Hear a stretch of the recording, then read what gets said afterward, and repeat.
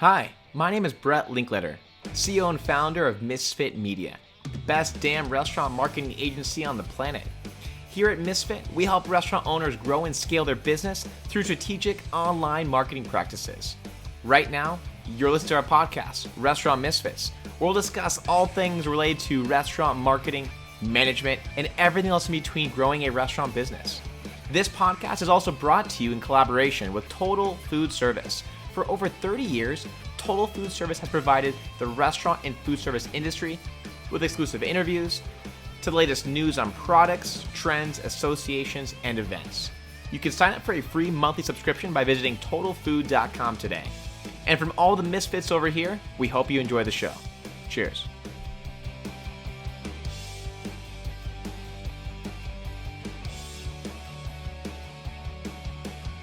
In this episode, I interview Abhinav Kapur, who's the CEO and founder of Biki, which is an omni-channel CRM for restaurants. We had an incredible conversation, guys. We talked about a number of different interesting things in regards to new technologies that restaurants should be using to grow their business. We talk about how using Biki, they turn data into dollars. We talk about why Abhinav got in the restaurant business to start with using this new software product of his that they built. The inspiration actually came about when Abhinav was actually doing delivery orders for his mother-in-law's restaurant. They got a really cool story, and they're expanding very quickly. And honestly, at the end of the day, you guys have to listen to this episode. There's just so much good information that I think a lot of restaurateurs need to be thinking about from a data perspective. There's so much to do with tracking customers across platforms that so many restaurants seem to forget about.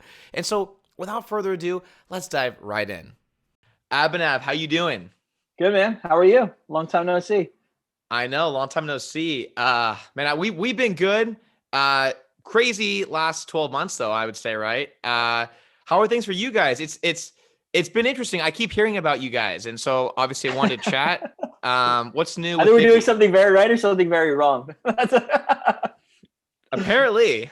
So, no, things have been good. I mean, I always say to my family, if there is any silver lining to COVID, it's that it's been good for our business. And I say that specifically because, from the beginning, we've been talking about how restaurants can leverage data, right? Third party, first party, point of sale, reservations, everything, pretty much every guest facing channel. Yep. And when the business goes 100% digital overnight and a switch gets flicked, right, necessarily something that we've been talking about for 2 years prior becomes relevant. And we've been able to help a lot of restaurants during the last 12 months during a tough time, which has been, I would say, just being mission driven and being principled and playing a role. I'm not going to say it's a saving role, but we play a role in helping them. And so it's been good from that standpoint. I think that's awesome, man. I think what I always tell people in business in general is if you can make money, solve a major problem, and help people, right? Yeah. That's winning. That's winning in business, right? Yeah. That's it. So that's awesome, man. For anyone though who's just learning about you and Biki for the first time, what do you guys do exactly at Biki? What is the service you guys provide for restaurants? Yeah. The high level is we are essentially a data and marketing platform for restaurants. Now that sounds kind of generic, but what's special about us is we have the ability to aggregate customer data across every single channel where guests order. That's point of sale, reservations, loyalty, online ordering, third-party ordering, kiosk. We're able to pull all that data together into one system of record for your customer data so that you are mapping the entire guest footprint. And because restaurants won't just pay for a database, the purpose of that data is really to help restaurants build their own targeted data-driven marketing funnels, because that's what third-party platforms are doing. And so our mission our mission, what we say at Biki, is to help restaurants build thriving, independent businesses in the era of digital hospitality. Thriving and independent because, the reason I got into this business because my mother-in-law owns a restaurant, and, it's a true immigrant story. She didn't have a background in hospitality, came here, built a 2-star New York Times rated restaurant over a 20-year period. And she did it by herself. She did it as an independent owner operator. Wow. And we want to restore restaurants to that place in the era of digital hospitality, because the business is digitizing. It is fundamentally a new era. Restaurants do feel like their businesses are being taken away from them by larger platforms. And what we want to do is give them the data and tools to regain control of the guest relationship, engage their customers proactively, similar to how third parties are. And more Yep. importantly, again, like transact and engage with guests in this new era of digital hospitality. 100%. That's a great why, man. I mean, I think so many people, they don't even know what they're doing or why they're doing it. You guys got a really damn good why. Yeah, I mean, like I always say too, I'm like, honestly, like my mother-in-law is like one of the strongest people that I know, right? Like I said, she came here in the late 70s, didn't know the language, didn't know the culture, had various odd jobs, was a bank teller, gas station attendant, grocery store cashier, hotel desk Wow. clerk, travel agent. And again, in the early 2000s, she looked around and she's like, there's no good fine dining Indian food in New York City aside from J. Myers Tabla. And she wanted to change that. And again, like I said, over a 20-year period, just touching tables, knowing her guests' names, their faces, what they eat, what they drink. And Man, you'll see how that's, you'll I see feel how like that's super relevant now during COVID, right? It's like when you can't do all that stuff. So I feel like in general, there's not enough fine dining Indian restaurants. Like, yeah, I think I think their secret weapon was like, you know, most of the time you're just ordering like very like quick takeout, like chicken tikka masala or whatever, and yeah, like some of the basics. And what they've done is, one, they've elevated some of those more traditional dishes. They've also brought in some South Indian influences. They do a couple of non-standard things like, you know, like lamb chops, and they have a wine list. Like they have actually a sommelier on staff to actually pair wow. Indian food with wine. Yeah, yeah. So like again, they leaned in hard into this idea of Indian food can be white tablecloth food, fine I dining. love that. But you know, again, her business went 30% delivery like in the last couple of years. So Insane. like that's the shift that we're trying to help them navigate. And you guys are based in New York, right? We are. Yeah, I mean, like Yeah. our team is remote, but like I'm in Queens, a couple of people in Brooklyn, and then a few people abroad, one person in DC. So yeah. Got it.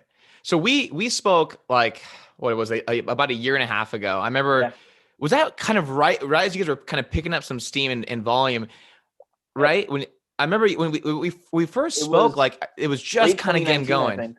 Yeah, late 2019. We had spent a lot of time in 2019 just, you know, the thing is, when I first started the business and I would say to restaurants like, I'm going to aggregate all your customer data, they'd be like, I don't care about data, help me do more deliveries, right? Like, and granted, this is a very New York centric view because that's where we're based. But, you know, I remember a lot of restaurants just not really caring about the data, and that's not a knock. That's just, it wasn't a focus. The timing wasn't right. But we did find a handful of restaurants that did, and we spent a lot of 2019 just iterating on product with them. And then towards the end of 2019 is when you and I connected, which is like, when we built like V1 of the product essentially. I mean, here's the thing. I remember when you first mentioned to me, it's funny that you mentioned that restaurants seem like they don't really care. Man, I deal with the same shit all the time. it's like there's some kind of disconnect between a lot of restaurateurs and embracing data, embracing technology. And I think a silver lining to COVID, like you just mentioned, is it made people understand that I need this. Right. It made them realize, damn, maybe I should care. Right. I mean, honestly, and it's like not to knock our customers, but it's just like I go back to my mother-in-law. Like I think about all the shit she's dealing with on a daily basis. She's managing employees. She's, you know, talking to her landlord. A chef just called out. She has to step into the kitchen. On top of that, she has to go touch tables. On top of that, she has to make sure delivery orders are packed appropriately. On top of that, she's managing shifts and tip credit hours because of labor laws. And so there are so many things in the mind of a restaurant operator. Like I can't fault them for being like, one more thing to deal with, right? I think what's been such a key part of our business is like just keeping it simple and being like, we turn data into dollars. That's it. That's all we do. We try to make it simple for you, but it's not just about the data. It's about knowing who your guests are, understanding, getting back to that idea of touching tables in a digital world. And more importantly, like using that to drive more frequent business through your best channels, right? Whether that's in store or online. Yeah. So let's talk about that though, because turning data into dollars, I think a lot of people probably just heard that and said, "What the hell is he talking about?" So let's talk about how you guys actually do that. Let's talk about how restaurants can use Biki to do that. Yeah, we've got a few things. We got a few out of the box things and a couple more advanced things. The out of the box ones that we do is, you know, I remember when I started the business, our early customers would be like, I've never seen my data this way before, and what do I do with it? right? Yep. Very fair question. The second thing I would hear is like, I want to be like Sweetgreen. And I'm like, do you guys like know what that means? Or do you just see Sweetgreen like raising money, having a lot of Yeah. press? And so what I did was I actually downloaded Sweetgreen's app and I said, all right, what do they do that's so special? And I noticed two things. One is their approach to restaurant marketing is the opposite to what most restaurants do, right? Yep. Sweetgreen does not discount. Everything is story-based. Here's who we are, our brand, our values, the farmer whose seeds are now in your salad. The second thing that they did was, as a new user, they put me through a very structured onboarding email sequence. Meaning day one, I got 3 emails in the first 10 days and an email every 5 days after that until day 40, basically. And so what we went back to our customers and said was like, if you want to be like Sweetgreen, how about, because Bicky gets all of your customer data, we can automatically recognize when a new customer is truly a new customer. We can automate your welcome flow across all your channels. You can have a separate one for in-store customers, a separate one for delivery customers, but it's basically like, I always think of the Ronco. Do you remember this infomercial, the Ronco Showtime oven? I used to see this growing up when I was a kid. It was a guy. I'm not sure actually. It was a guy with a fancy oven, and he would put like a piece of meat in, and he'd be like, "You said it," and then he'd point to the audience, and they'd be like, "And forget it." And so I always think about like our approach to marketing is, how can we make it as automated and as set it and forget it as possible? Yep. So the ways in which we do that are this onboarding flow, which again, every restaurant has a story to tell. Every restaurant has something special about them, where a reason why a guest chooses to dine with them. And so what we do is we automate, we give a template, and we help them automate how they tell that story. So whenever a new customer orders, a 5 email sequence automated over 45 days. To give you a sense of impact, order frequency from new customers goes up by anywhere from 15 to 45%. Wow. Over the life of the flow. So for new customers, my God. Yeah. So it's pretty dramatic. And we also do the same thing on the lapsed customer side. Most restaurants think about, oh, it's been 30 days, I miss you, here's a discount. What we say is, we get all your order data. Let's automate a story-based lapse flow.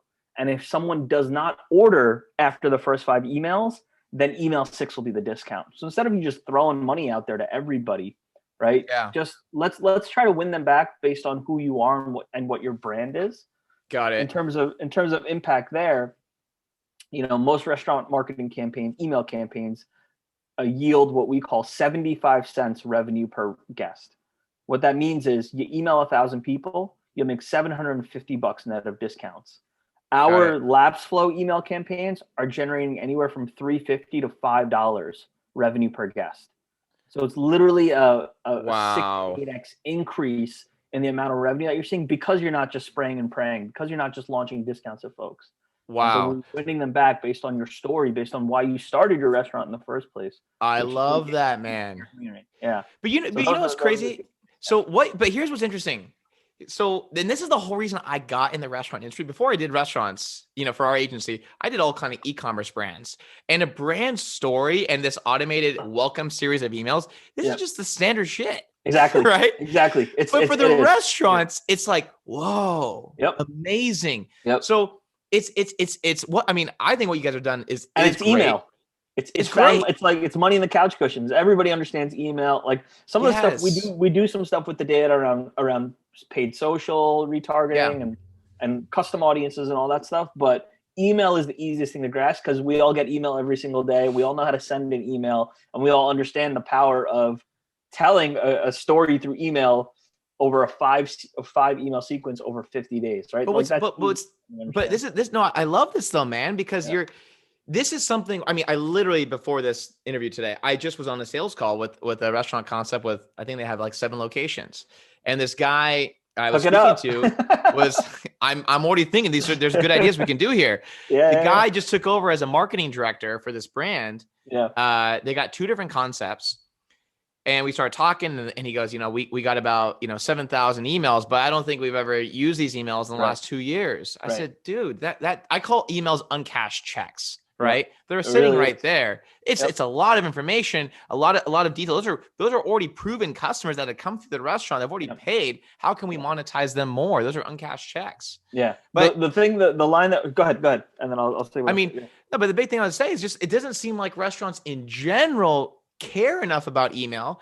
And then the ones that do care, they're putting this just minimal effort forward, creating a story around this, a welcome series. Why the hell not? This is amazing. Yeah.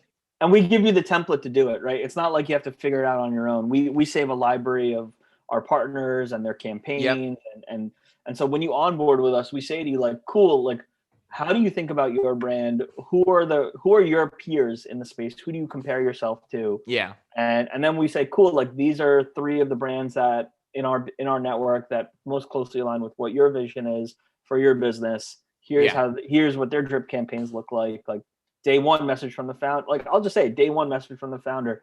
Day 5, highlight a menu item. Day 9, highlight your food philosophy. Day 14, another message from the founder, right? And those, day 1, day 5, that's not the hard and fast rules. Every brand is different, right?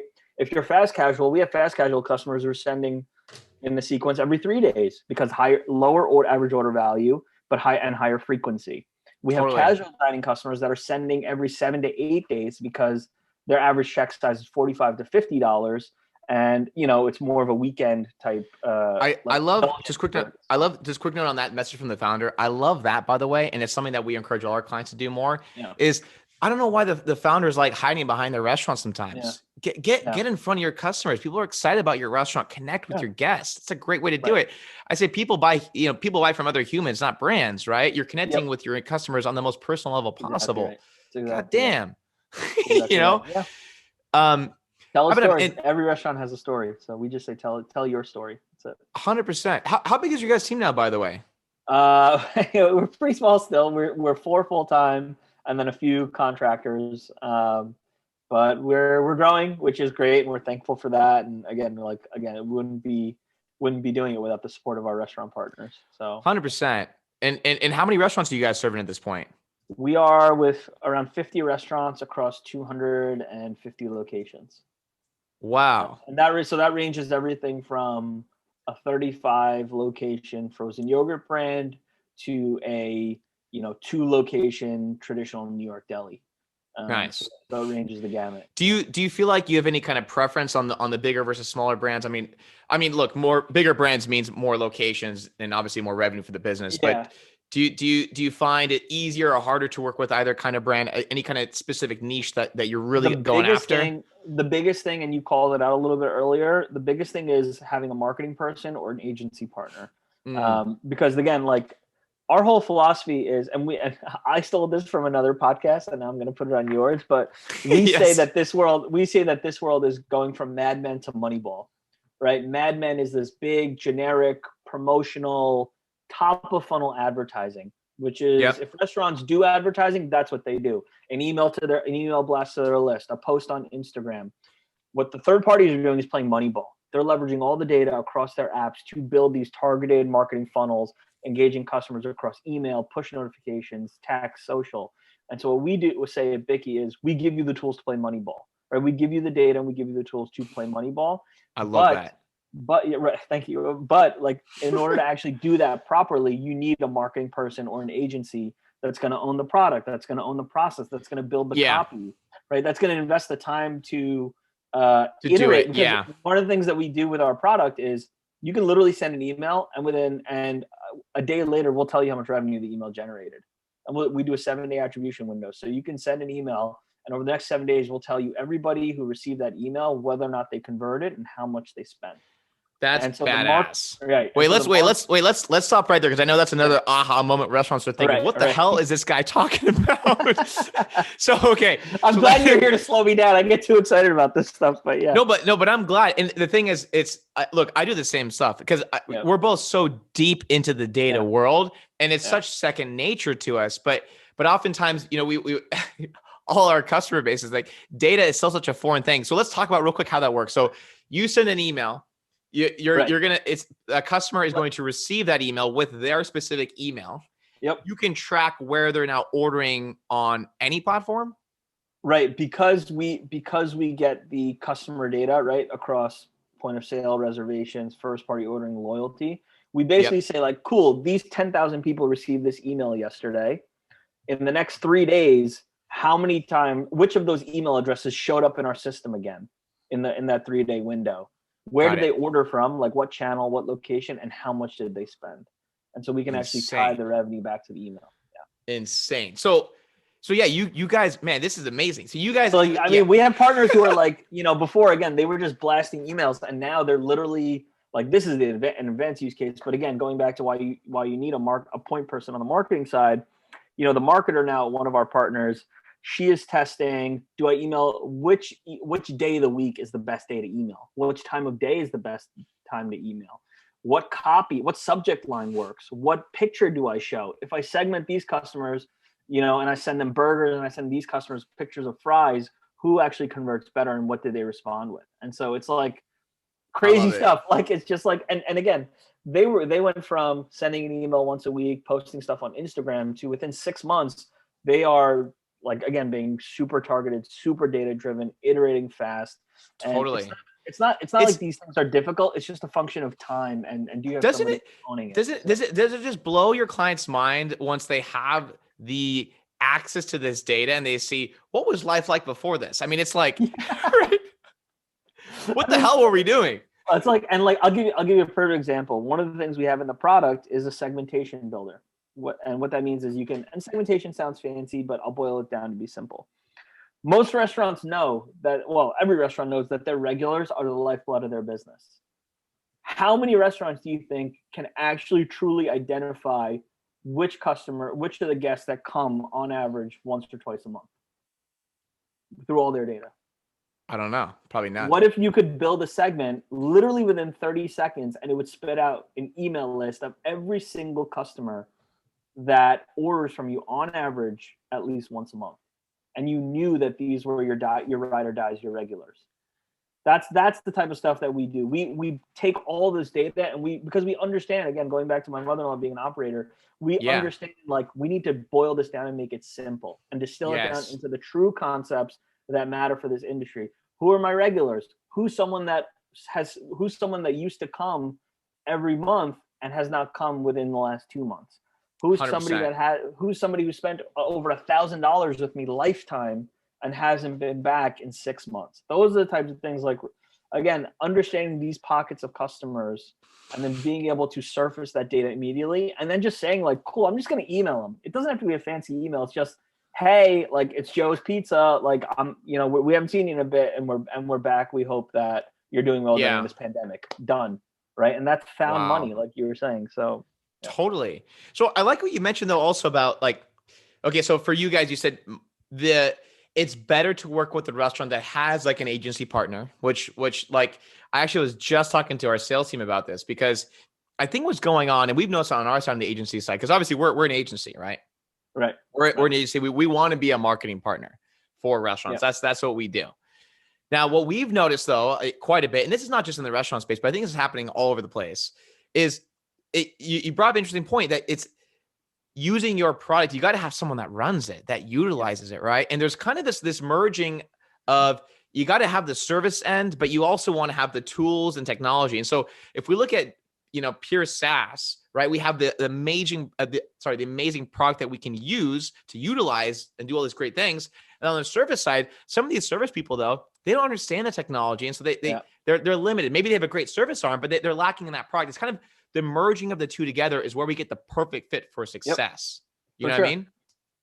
For sure. I mean, and this is what bigger brands do. So again, going, like, I'm like beating the drum here, but I think about all the things I said about my mother-in-law in terms of what she has to be an expert at, and in terms of running her restaurant, right? Again, it comes down to, how are you spending your time? Where are you focusing? And if you think that this is something that can move the needle for you. Now, totally. Part and parcel of our product is being able to tie marketing initiatives to revenue, because we fundamentally believe that if you're a restaurant, again, like, so one of the things I really hate and dislike about characterization of our industry is like, oh, they're cheap, they're not sophisticated. It's not that they're not sophisticated. They're like my mother-in-law. They have more important things to do. There are more burning, urgent fires that they, as a single owner operator, need to put out, which 100%. Is why marketing agencies and partners and tools to help them do things as they focus their attention on something else. Oh, they're cheap. I hate that as well. It's like, they're not cheap. They just know how to spend their money. And they only put their money into things that they can demonstrably see drive value. 100%. So that's why we tie that value back into our product, and we say, if you're sending an email, I want you to know how much revenue it's going to generate, because I want you to feel like you are committing to us, putting your trust in us, giving us your customer data. And it's our responsibility to show that we can take that data and turn it into dollars that actually make an impact on your business. 100%. And so, like, again, like even some of the marketing service partners we work with, they don't have that necessarily that mentality, right? They're there and they think they're helping, but also they don't ultimately know. And so, you know, we just try to be that source of truth for customer data and ultimately marketing tactics as well. 100%. No, I love that. And so you guys, you know, from just looking at your guys' site and seeing what you guys do, obviously you're integrating to all these different platforms so you can track the customer on what they're doing. Hey, I ordered on Uber Eats. Hey, I came in the restaurant. I ordered online, which is amazing. Yep. I'm kind of curious. Do you have any like favorite platforms that you like for restaurants in particular, or is it all the same to you guys? Any recommendations? Maybe it's. Think about this. It depends on the restaurant, honestly. Yeah. What if like, you know, someone's starting a restaurant, opening a new location, they have zero tech stack. Yeah. And they're like, what the hell Anything do I do? I say will be biased based on what we currently integrate with. But I would say for online ordering, there are a ton of really great providers out there for, you know, smaller restaurants, anywhere from 1 to 5 to 10 locations. We work with the team at Bbot very closely. I don't know if you know Steve from Bbot, but he's great. We work with them. Know about them. Yep.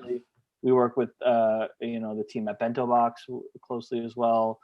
We work with the team at Chow Now also. And so again, I think it really depends. Like there's a matrix, right? Like you have to think about what's important to you when it comes to setting up something like this. It's not, you can't just go for something out of the box. It has to fit your idea of what you want for your restaurant. Like my in-laws restaurant is on Bento Box because I feel like Bento Box has the best experience and does the best job showcasing what an online ordering website would look like for a fine dining Indian restaurant.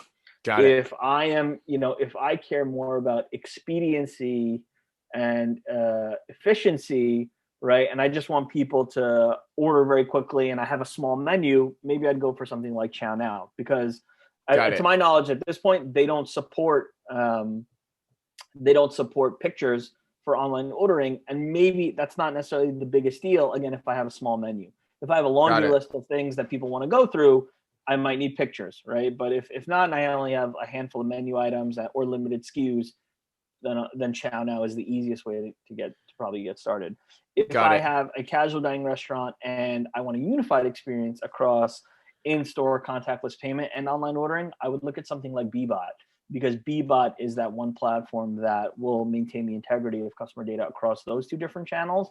And they also plug in nicely with us where we can, again, leverage all that data to drive more business across online and in-store channels. So there's a ton of different considerations, but yeah. Because we've had some mutual clients that I don't know why they didn't tell me that they were using you guys. Because I was like, guys, you know, they're doing some cool shit. Like that would have helped us a lot. Like, well, so, from here on out, from here moving forward, we'll. Now we know. I'm like, we got this. Set the record straight. So actually, you know, I think they were a former client of yours. I don't want to mention their name, but I spoke to someone who said, you know, we have this kind of data wizard that helps us pull emails from third party. I'm like, yeah, what's with this mysterious wizard? Just tell me what it is you're using. Like, well, it's like this thing. I'm like, spill the beans. What are you talking about? They're like, all right, it's a company called Bicky. I'm like, what the hell? I spoke to this guy. They're being so like secretive about it. They're like dancing around your guy's name, and I'm like, yeah, dude, just no. I mean, tell like, me. From our perspective, you know, we're two sides of the same coin, right? We bring the data and the tools, and your team helps with the creative, with the content, with the ideas and the iteration to actually make it all successsucable. Totally. But I thought it was just so funny that it's like they didn't want to share this like little hidden secret that they had. And I'm like, dude, you know, it's hilarious. Kind of curious, where did the name come from, by the way, Bicky? Oh yeah, it's a long story and like a source of internal debate. We're like, do we change the name? Does it? It's because it ties back to when we first started the business. I was we didn't start by building a product or aggregating data or anything like that. We started by actually doing deliveries in New York City for restaurants. So like I was on a bike doing food delivery for my in-laws. I did some deliveries for the Johnny Rockets franchisee close by. I did some deliveries for another Indian restaurant because I really wanted to get a flavor. I didn't know anything, right? My background's in finance. I worked on Wall Street for 8.5 years, and my in-laws are in the business, but having family in the business is very different than understanding the business itself. Totally. And so I quit my job. I started doing deliveries for 6 to 7 months, and eventually, it got to the point where I was like, I need to come up with a name for this thing. And someone's like, what do I call you? Like, it's you and a few people doing bike deliveries and we're paying you. And what do we call you? And I was like, well, I guess we're on bikes. And, if you want to summon us, you can say like, I'm just going to Bicky these deliveries to like get them out the door and deliver them to the customers. And so that was it. So it's a play on bike and something that can be turned into a verb. And, it's unique and it's different and it's interesting. Just but Bicky again, yeah, exactly. But it's one of those things where it's just like, it doesn't really tie to anything that we do today, but I still like keeping it as a reminder of, how deep we value the partnership with our restaurant partners, how committed we are to serving them. And like, in the early days, we will literally get on bikes to get food from point A to point B for you because we believe that, hospitality is paramount. But hey, I'd rather, for me and like in general, when I hear a name, Bicky's intriguing, I think. Like, what the hell was Google before Google? You know what I mean? Like, like, I don't know, not to knock this brand and put them on blast right now on the podcast. Weird you're asking me. It's so weird you're asking me because I was like, I had a dream last night that we changed the name. No way. I mean, it was just, I don't know what it was, but it was like, we were thinking about it. We were talking about it. So anyways, not to say that we will, but my perception on name and brand is like, it should either really help you or it can really hurt you. Totally. And right now, ours thankfully doesn't hurt us, but it doesn't really help us either. So we're not really leveraging it appropriately. But the thing is too, like, so like our company named Misfit Media, right? Like, damn, like what the hell is that? Misfit Media. Like, it's gotta be an agency, has nothing to do with restaurants, but I wanted to name Misfit because I'm like, we do things differently and we're badass here. Let's go. I like that. I like that a lot. Yeah. But then also, again, not to put this brand on blast, this online ordering platform, but there's this platform I came across that a few of our clients have used called GoParrot. Have you used GoParrot? Oh yeah, we integrate with them too. Yeah. But I'm like, what the GoParrot? Like, come on, that's I don't know. I'm not a fan of the name. I don't want to put them on blast. I mean, I'm not gonna say they're good people there. But it's like, I think the idea is, I think I looked at their website and it's like order, eat, repeat. And so I guess it's the idea of like a parrot, like imitating and mimicking and running back something that you say. And so that's I think that's a stretch.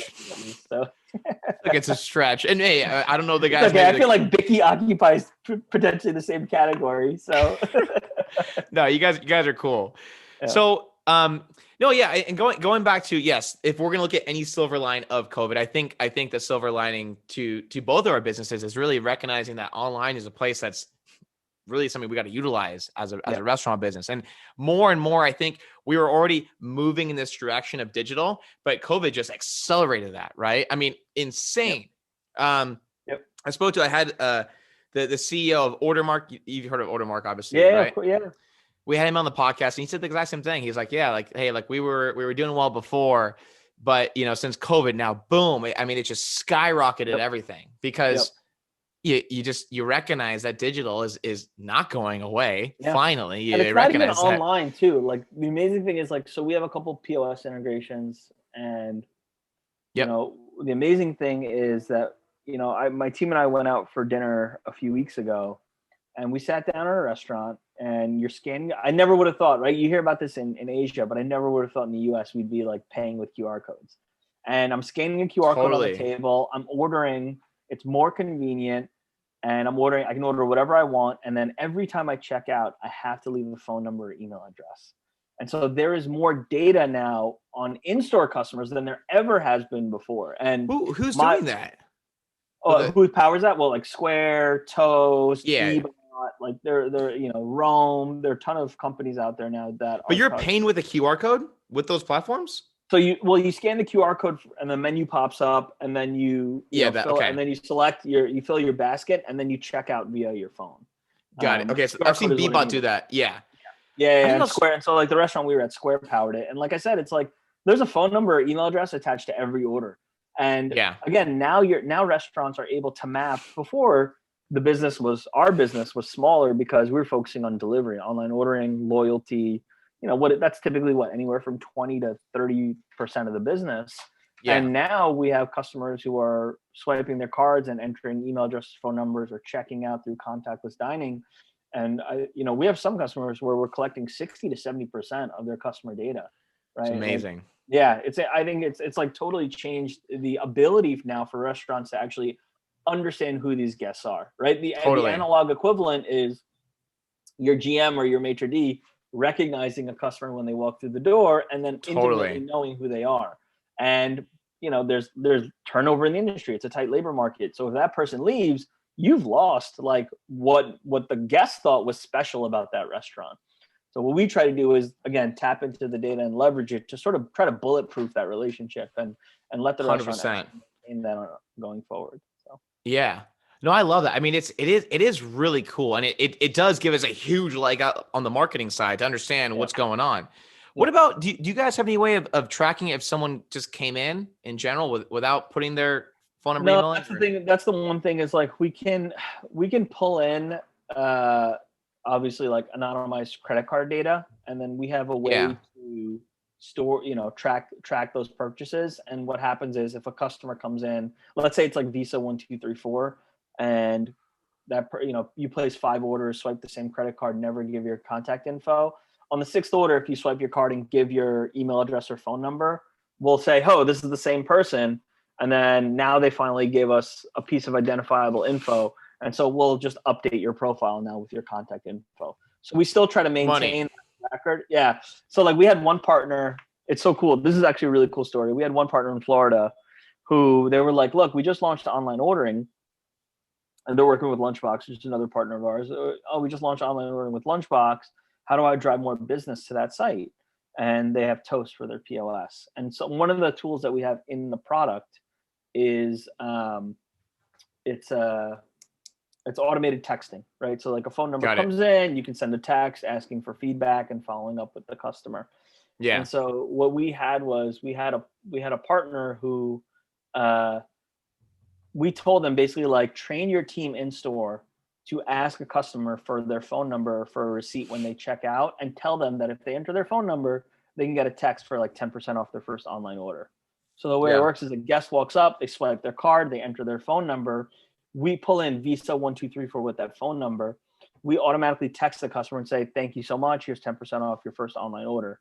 And then when the customer orders online, the phone number they give is typically the cell phone. So it's going to be the same phone number across in-store and online. And when they order online, we say, great, this is the same customer.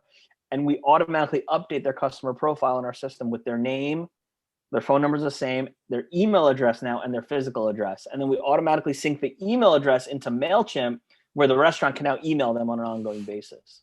Wow. So what we've done there is we've totally de-anonymized someone who is Visa 1, 2, 3, 4, gotten their phone number, then gotten their email address, then made that email address actionable. And then again, you can launch an email and you can say, great, did this person purchase or not based on that email? I love that. And now we could track them across every in-store credit card swipe or online order as well. So sweet. Yeah. So awesome. I mean, admittedly, that's one of the more advanced tactics, but like that's some of the stuff that you can start to do. When I come across a pizza brand that's been in business for 15 years, and maybe you come across similar situations, some of these pizza brands, because they've been doing delivery for years, right? Yeah. They have like 40,000 phone numbers and they have no idea what they are, what they cover. Are you guys, is that just like the holy grail for you guys? If you can just come in and just grab those numbers? I mean, yeah. I mean, like that's the thing is like, because even one of the things we haven't talked about here is even if you have phone numbers and you don't have email addresses, one of the things you can do is, again, you can build a custom audience on Facebook with that data. And totally. So if you think about segmentation, right, you can segment and say, great, I have all these emails sitting all these phone numbers sitting in my POS system. Let's actually like slice and dice and understand the behavior. Who are my top 10% of customers? Well, you can figure that out through segmentation. You can, push it to Facebook and retarget them and remarket to them to, just thank them for their loyalty or drive even more business with them. Similarly, who are the people who have only come in once but placed a massive order? Those are customers you want to win back. They spent, over $100. They only ordered once in the last 12 months, right? Is there a way to target them as well and win them back? 100%. And so like what we look for is like like a phone number, an email address, and then we just try to. Totally. This is where like we work with partners like you who are like, these are all the really super interesting ways, because I'm not in the mind. I'm not as close to the actual marketing tactics. I have ideas like with the onboarding flow and the lab flow. But the tools so that you give these marketing teams. Can do with it. Yeah. Oh yeah. These tools. I mean, you're basically giving the marketers finally something that they can use to track success. I mean, it's godsend, really. Yeah. I mean, Mad Men and Moneyball. That's what I told you. That's what it's all about. Yeah. Yep. What about, so for redeeming offers though, do you guys have your own redemption system, or you're plugging into whatever they use? Yeah, we'll plug into whatever they use. Got it. Candidly, we don't do a good job of this right now, where it's like pulling in offer code from a point of sale system and saying this person redeemed offer code. We don't do a great job of that, and we have some partners for whom we do that manually right now. But these are all good things that like we want to build into the product, and it's on the roadmap, is to start segmentation. Be like, who are people who only redeemed these 3 offer codes and never place another order, right? Like, cool, those are the discount hunters, and now I know that when I send a discount out, like I only have to talk to them really. 100%. So 100%. Stuff like that. We don't do a good job of that, but or avoid them altogether because we don't want them. Right. Yeah. Exactly. Yeah. So what are some things? Obviously, we're talking a lot about technology, a lot about the data, a lot about leveraging this data to bring people back. As far as like new acquisition goes, is that when you guys are looking at your product and what you're able to do, is there any kind of new acquisition stuff to it too? I know you mentioned like a custom audience on Facebook. Yeah. Would that be... I mean, the best stuff that we do is definitely centered around, we always like to bill ourselves as the best way for restaurants to understand, engage, and retain their guests. Yeah. New guest acquisition, we're starting to test a couple things. Although it's not net new guests. The best way we've seen net new guest acquisition happen is through lookalike audiences. So you you can segment your customers. Who are my best customers? Push that to Facebook and have Facebook create a lookalike. One more time on that, because again, I know what you're talking about, but I think a lot of our guests maybe don't. Yeah. Talk to us about a lookalike audience, exactly what that is. So for someone who's hearing that and thinking, again, what the hell is he talking about? So basically you can identify who your best customers are, who are the people that come in once a month, and you can upload that into Facebook and tell Facebook to target people that look like that group of people. And so this is a way to reach brand new guests who look like your already best customers. Totally. The thing I like about this strategy though too is it's one of those things where like a lot of, again, pizza concepts have these massive phone lists, and they're like, I have this phone list, but I can't just text them. I don't have their permission. Okay, fine. So plug them into Facebook. Plug them into Facebook. It'll match those phone numbers to user profiles on Facebook, of which now you can run an ad to them. Genius. Boom. Or and create a custom audience. And something cool we've seen during COVID is we've helped partners who similarly, right, the business goes entirely digital, entirely online ordering and delivery. So let's take that pizza shop example. They got 40,000 phone numbers sitting in the POS. These are all in-store orders. You can use that to drive people to your online ordering site, right? Because again, it's your customer data, and you can use that to drive people through something like Facebook, where you load it in as a custom audience. Similarly, one of the things we're helping our partners do now is the opposite, which is we've just gone through this period of the last 12 months where the only way they were really serving their guests is through online ordering. They generate a ton of data, and now they're like, great, indoor dining restrictions are coming down. How do I get all of these people and drive them in store now? And so again, the thing that I love about our business is like, we don't have our own channel. I don't have an online ordering platform. I don't have a point of sale system. I don't have a reservation system. All I care about is the data and helping restaurants leverage that data for whatever their business purpose is, whatever feel like is the best channel for them to drive customers through. Totally. The ability to take online ordering customers, Chow Now, Bento Box, Bebot customers, and say to those people, it's been 12 months, we want to welcome you back in store, and to retarget them through email and social. And then being able to have a point of sale integration that can actually measure how effectively that's working. Like that's, I think that's what perfectly sets us up. Talk about the integrations for you guys. Has that been was that easy to do? Was that a pain in the ass? Like, because I hear horror stories from online platforms and they're like, dude, like I've been trying to integrate into Toast for like 3 years. I'm like, I don't know how that works, but sure. Yeah. I mean, the good thing is the one good thing about our business is like, we are not pushing anything to Toast. We're only pulling. And so that simplifies a lot of it on the integration side. That makes sense. But it's not a deep integration. It's just pulling the data. Yeah, exactly. And so like, and we're, as I said earlier, we're a pretty small and scrappy team. And so we do, in terms of integrations, like, yes, we have API integrations with some partners across point of sale and online ordering. Sometimes we have an integration where you can just load in the CSV data. We have an ops team abroad and they're downloading CSV files from different POSs. And we have a generic CSV upload like MailChimp does when you load in email contacts. And we do that. And for some, we're just scraping email order confirmations. Oh, an email order confirmation from my Chow Now site just came in. That pushes to us. We scrape that order confirmation and we put that data in our system. So totally. Yeah. But we have over 30 integrations now across different parts of the tech stack. I've always thought, like, why would any point of sale or online platform be so secretive with their connect, like with an integration? Like, why would you not? Like, why wouldn't you just embrace the data? Like, let's just all share this data because we're all going to help each other. Right. That's the big benefit to this, right? Right. Well, it's sort of like the idea we talked about where it's like, you need a marketer to focus. This is my belief with technology in general. You need a marketer to focus on making this data actionable and making it and being successful in terms of driving revenue. I believe the same thing with technology. Like we are a marketing and CRM partner for restaurants, and we are focused on that. And that is all we focus on. And that's why I bet on us to be the best at it over a point of sale company, right? It's just because this is all we do. This is all we care about. This specialization is the name of the game. Yeah, we live or die based on the success of this one thing. Whereas, totally.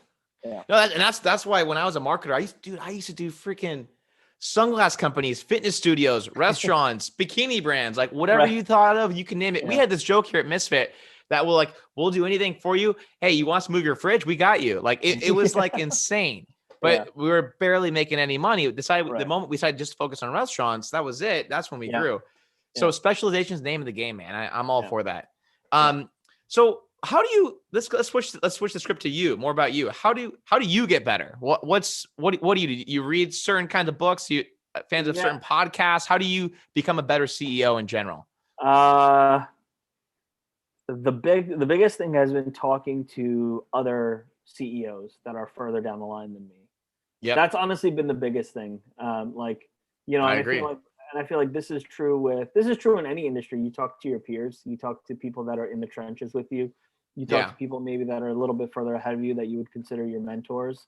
I have a friend last night we're currently fundraising right now for our company, and I have a friend who, he built a POS company and now he's on his third, and he sold it and he's on his third company now.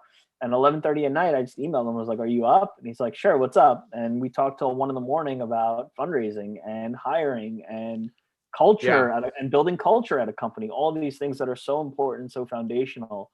I read a lot of fiction more than anything because fiction allows me the space to continue like dreaming and thinking about what is possible.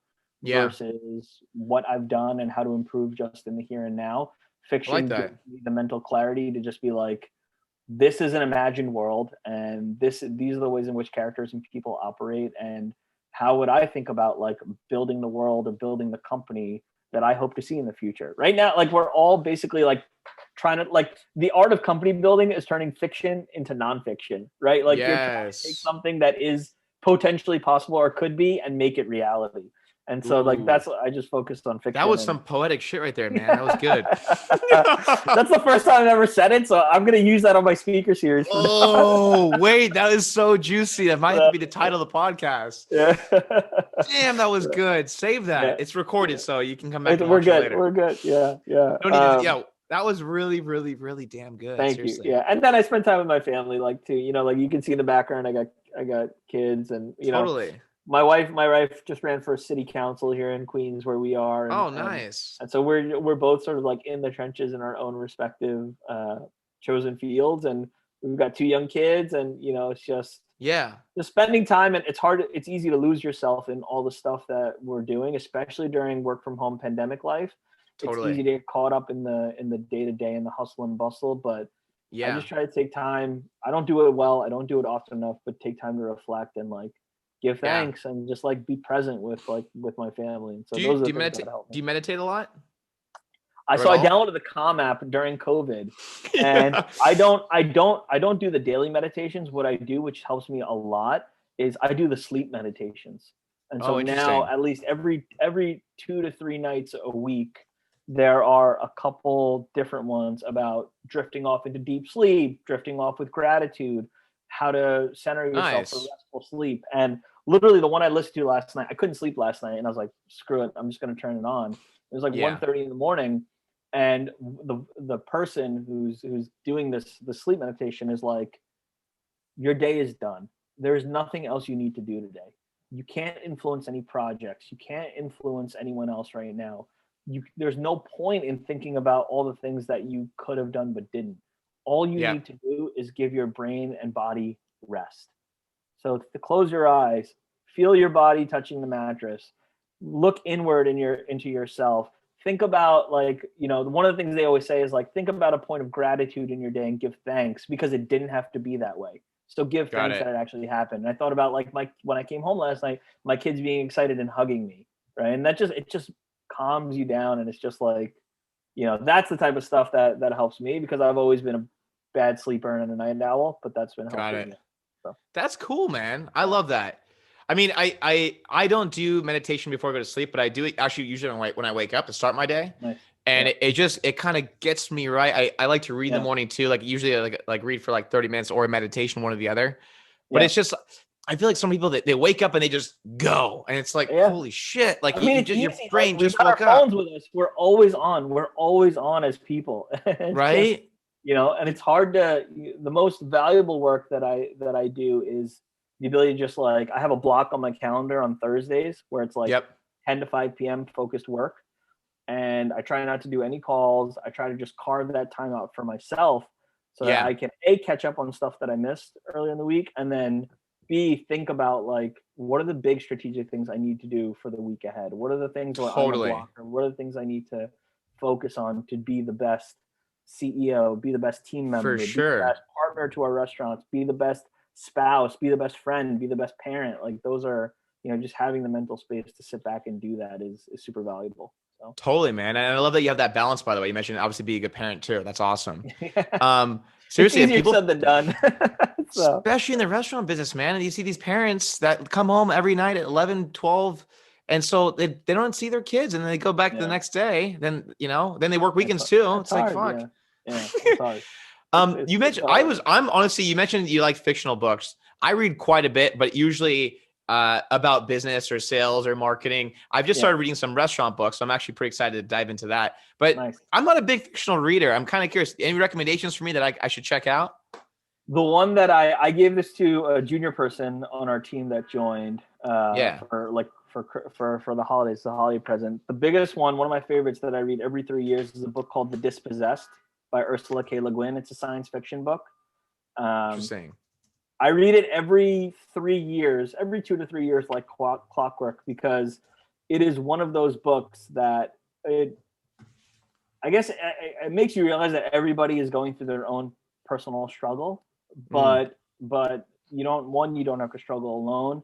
And 2, there is something, and this is going to get a little like, you know, religious or transcendental, but there is something like cosmic or special inside each of us.